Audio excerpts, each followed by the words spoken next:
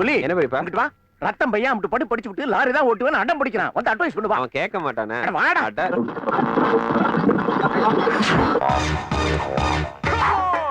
வாடா. இந்த பையனுக்கு அட்வைஸ் பண்றேன். அட்வைஸா? இவர் எம்பிஏ, இவர் ஐஏஎஸ், இவர் ஐபிஎஸ்.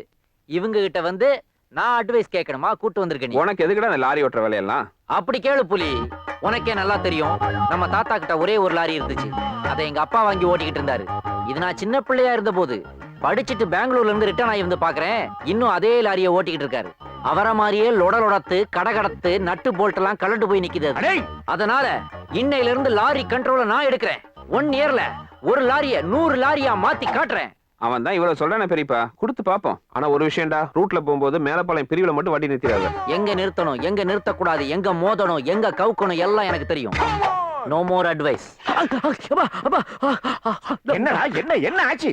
இந்த ட்ரிபிள் எக்ஸல் பட்டாப்பட்டி யாரோடது டாடி? என்னோடதுதான். இத கடைசியா எப்படா துவைச்ச? வாங்கினப்ப. ஏன்டா அதுக்கப்புறம் துவைக்கவே இல்ல? சாயம் போகுதுல. மோந்து பாடுறா, உயிரே போகுதுடா. லாரி பேட்டரியில எழுதுறீல தினமும் என்னை கவரின்னு, அதை கொண்டாந்து இதுல எழுதி வைடா.